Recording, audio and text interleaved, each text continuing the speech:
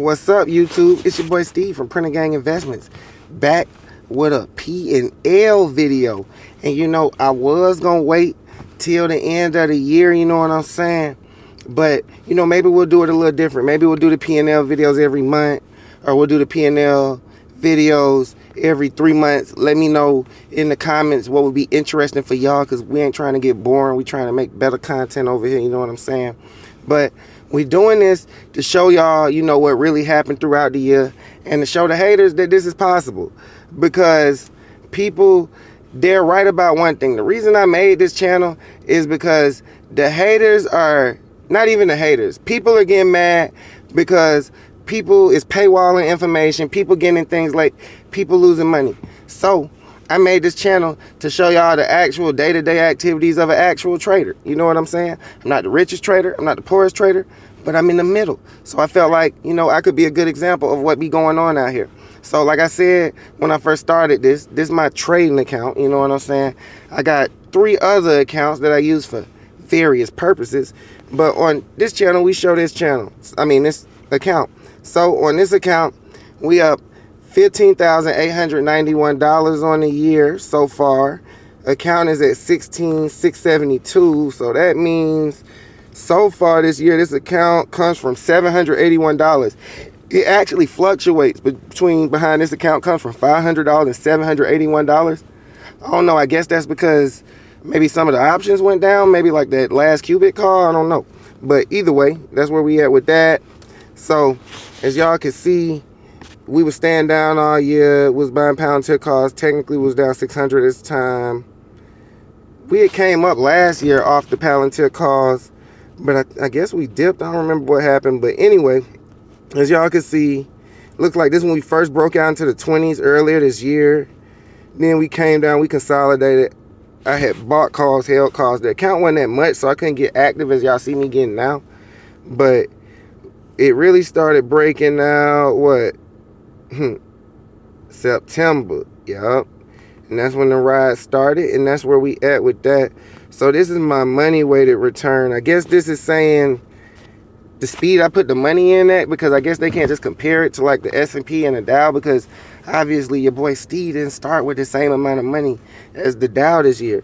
But money weighted return says 151%.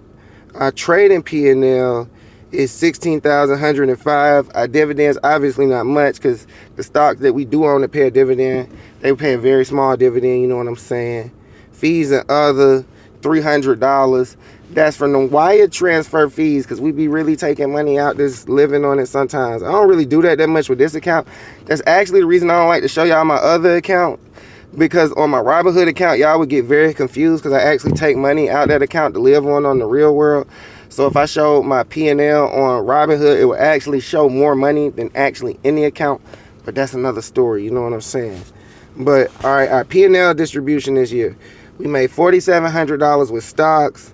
We made $10,000 with options. And we lost $6 with crypto, because we bought and sold our Bitcoin back then, or whatever we had back then, because we was consolidating on Palantir at the time. But it says I made $4,700 with stocks, but I don't want people to misconstrue this. I don't actually trade stocks. What I do is I trade options, and I buy stocks with the shares. So that's the stocks I've been buying with the shares from my trading activities, and those stocks went up, so I'm up $4,700 on that. This is my all time P&L details. It's gonna show my biggest winners and biggest losers since I started the account. But before we get into that, I actually want to show y'all the all time, because everybody say, oh, he gonna show the year to date, he not gonna show the all time. So boom. So all time P&L on this account is $14,611, and we realized $11,144. So as you can see on this account was started, looks like May 2021. I wasn't actually using it back then. I was still trading my Robinhood and Fidelity accounts back then.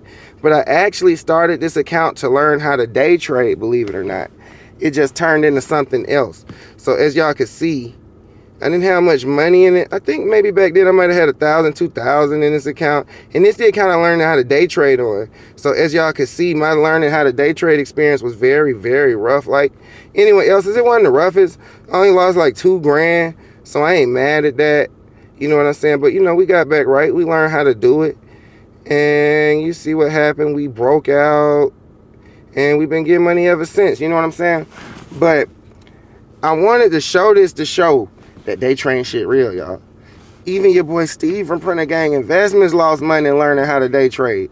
And if I was to show you the P&L on all my accounts, I'm really a real investor swing trader. All my accounts green like this one all time. Some of them actually more, believe it or not. So the only account that I got with a major red on it, even for a small time, is this one, because this is the one I learned how to day trade on. I think I learned how to day trade on the SPY and the QQQ. At first I was just knowing EMA crosses. Then I stepped up from EMA crosses to, what did I step up from the EMA crosses to? We didn't go to the levels next. We didn't learn the levels next, but it was like the EMA crosses, the levels. Then we had to learn Fibonacci retracement. Then we had to learn the RSI. Then we had to learn, what else we had to learn? All the original indicators. Then we locked in with ICT. You know what I'm saying? And I don't like promote other YouTubers, you know what I'm saying? But on the technical side, y'all need to go to ICT school. The technical plays I be making, the few day trades y'all do see me make, they're kind of ICT based, you know what I'm saying? It's a lot. It's like college course level if you listen to ICT himself, but there's a lot of educated traders who learn from him and teach it simpler. But if any of y'all investors, you know what I'm saying, swing traders, want to step up your technical skills so you can get some better entries, you can go learn some ICT, go learn from the day traders, from the futures traders, and then go bring it back over here to the actual swing trading investing side. That's what I did. But now, oh look, money weighted P&L all time, 385%. Let's go. All right, yeah, trading P&L is about the same. So let's look at my all-time winners and losers.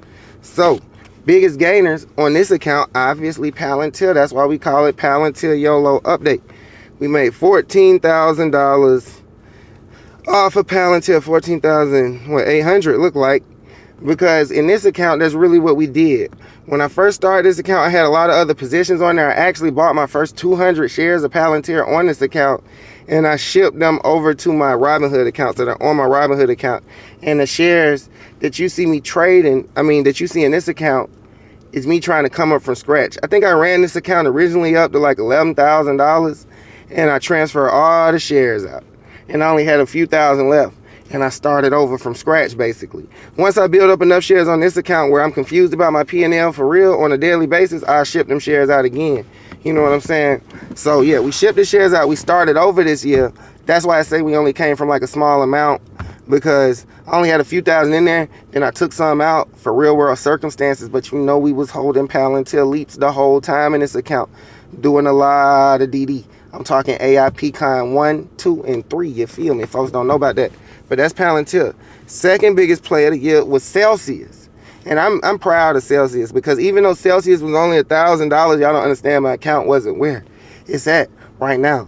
So making $1,000 back then was pretty good. I don't remember what I started with. I probably started maybe $200, $300 in Celsius. But Celsius did its thing. We made a lot of money. It was a play almost like Qubit. Now, I ain't gonna diss Celsius and say they're a company like Qubit. Celsius is a real deal company, but they pulled back heavy because the growth slowed down. And I think I still had a final call in there, maybe $200-300 got boom, whacked. Feel me? So that would have been $1,300.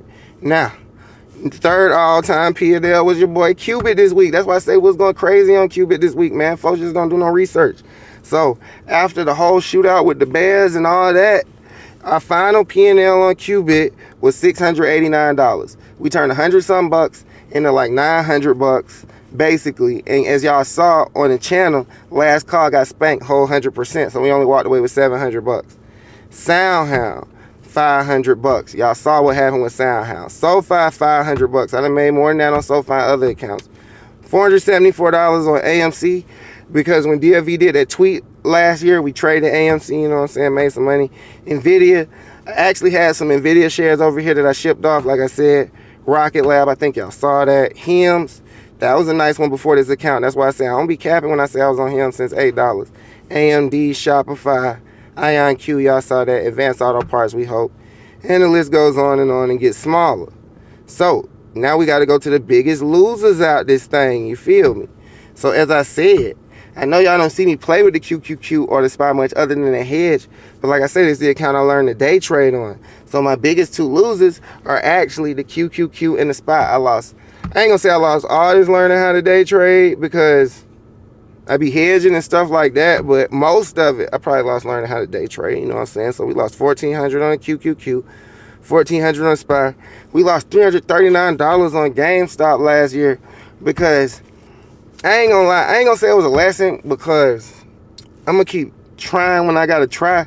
But it was a situation of I had called GameStop again and I had bought the car early, sold the car early, and when I was ready to get in the cars was too expensive. So I think it was like a down day and I could afford the car, so I just hopped way out the money and got myself spanked type of situation. Neo. Now, one thing, people diss the older investors. But sometimes the older investors be right. You know what I'm saying? Like, I had a long history with Neo stock. Back in the day, back 2020, 2021, I was trading Neo. And I think I made good money. I think I bought it 10, rolled it up to 70. I probably got out the position in the 40s. You know what I'm saying? So it was a decent trade. But when the market crashed in 2022, people had the choice of what stocks they was going to stay down with, get down with, double down on. And Neo wasn't on my list.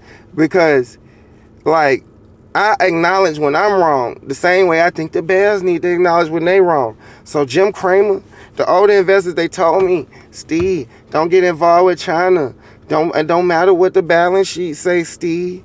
They telling me, they told me, they warned me. And they say China, they corrupt. Well, I ain't gonna say corrupt, but they gonna say China could do whatever they want. You know what I'm saying?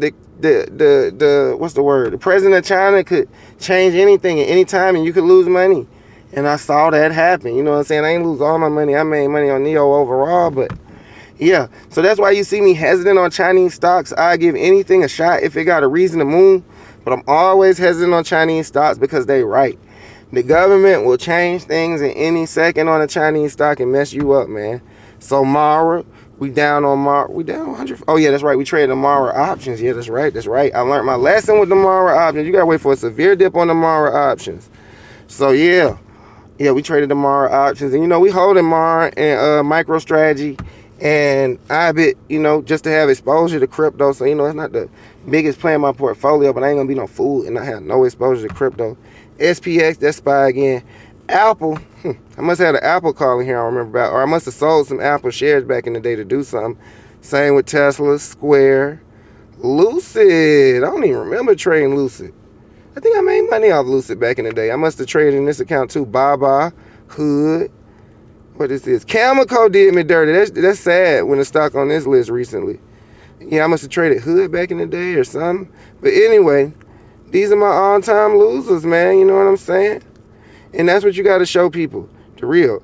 But as y'all can see, the winners are way bigger than the losers. And that's what the stock market's all about. People be trying to misconstrue it. You know what I'm saying? I don't like to say no names because I don't like to, you know, get in people's business. But a lot of these influencers like to say stupid shit. Like, I got an 85% win rate. I got a 70% win rate. And now, don't get it twisted. My win rate does go up that high at some times. You know what I'm saying? But to tell someone you got a 70 or 80% win rate would not be the whole story. Because in the trading game, you got win rate and you got risk to reward. Like, some of the best traders actually got a very low win rate. It's people who got 20, 30% win rates.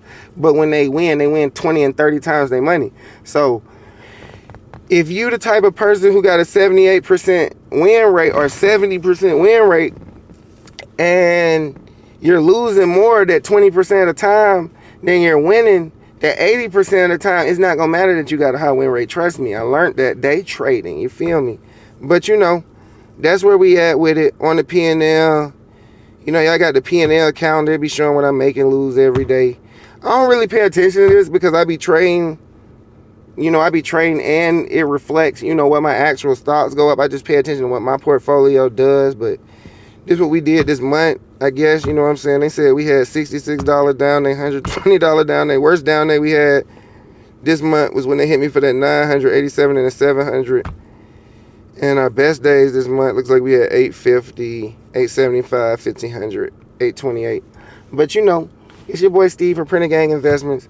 We're gonna do another one of these P&L videos, you know, officially at the end of the year. But we close enough to the end of the year. I say we might as well do the first one. And yeah, man, it's your boy Steve. I'm out.